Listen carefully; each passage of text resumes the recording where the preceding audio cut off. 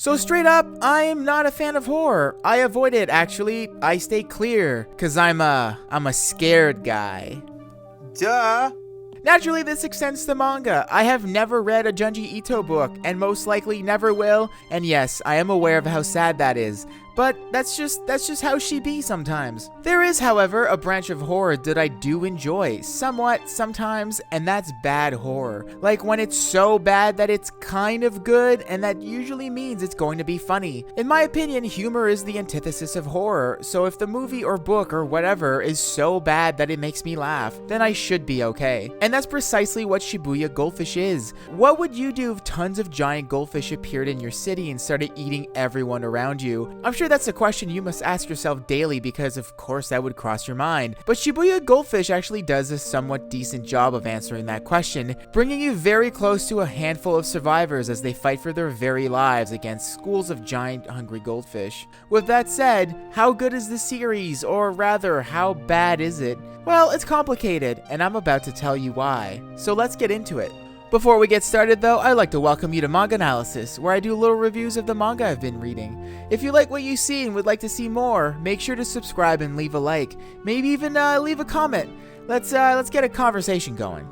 Shibuya Goldfish, as its name entails, takes place in Shibuya. One day, high schooler Hajime finds himself in Shibuya when suddenly schools of floating goldfish pop out of nowhere and start eating everyone around him. What's worse is that giant glass walls have appeared somehow surrounding Shibuya, turning it into a giant fishbowl. With no clear escape, Hajime and other civilians must survive until help can come from above. But with the numbers of goldfish rising with each passing minute, will survival even be possible, or are they destined to become fish food in this metropolitan fishbowl?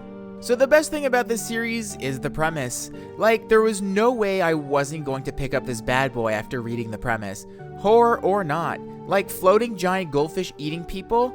Come on, of course it's got my curiosity and my attention. Like, imagine you're at a manga editorial meeting and you keep getting bland stories pitched to you like Dragon Kid and the 8 Spheres of Magic, or I woke up in another world as a mediocre coffee machine with endless filters, or even Ninja Orphan Road to being the next Shadow Warrior. Ugh. But then, you get pitched Shibuya Goldfish, a story where giant chubby goldfish eat people in Shibuya. Like, I obviously understand how that got picked.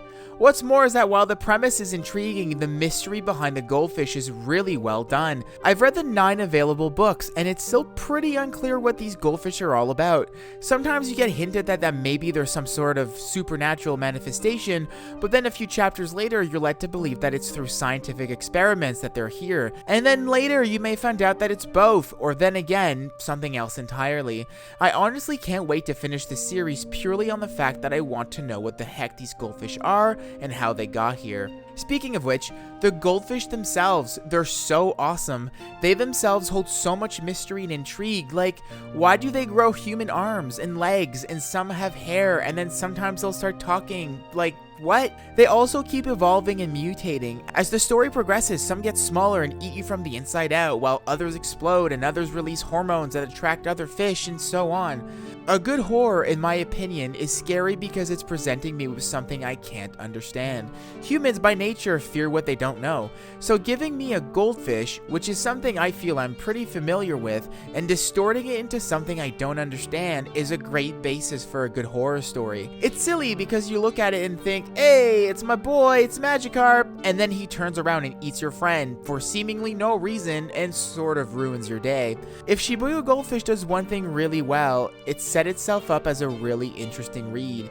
It has a great premise and an awesome antagonist, which are 2 really important things. So, why is it still bad?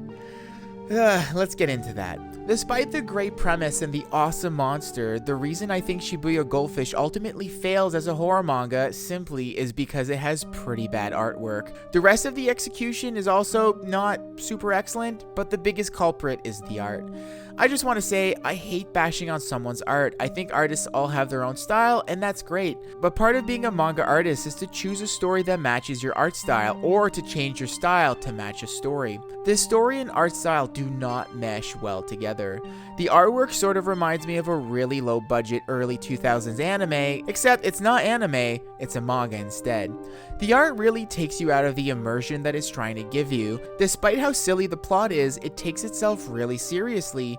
Even though they're surrounded by flying chubby goldfish, all the characters are constantly terrified, sleep deprived, stressed, hopeless, and that could have been so good if drawn convincingly. You can feel it through their dialogue and through their actions, but it's not enough. The visuals detract from the whole experience. It's hard to take a horror manga seriously when it looks like this, and it's a shame. It has many other shortcomings like weak generic characters, unnecessary fan service, and weird pacing, but the artwork is by far the biggest problem.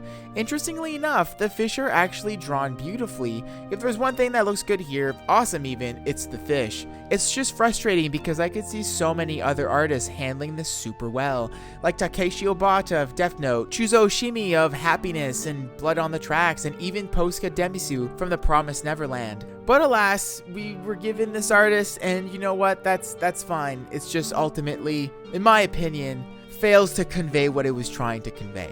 So, should you check out this manga out? Honestly, it's going to have to be a no for me, dog. It's honestly hard to recommend this one. I can't really recommend it to horror fans because it fails so hard as a horror manga, and the art is just too poor to recommend to the average manga reader. The only people I think I can recommend this to are people who enjoy bad media on purpose. Like I mentioned earlier, I can enjoy a movie so bad that it's good, and this is sort of what it is, except unlike a movie, which may only take 2 hours of your time and you can also share with friends, Shibuya Goldfish is 11 books long, so it's a lot of time to invest in mediocre media. It is a shame, but it'd be that way sometimes. Great idea, poor execution. Well, that was Shibuya Goldfish. I hope you enjoyed this little review, and if you did indeed enjoy it, consider subscribing. This was MangAnalysis, and I'll see you in the next one.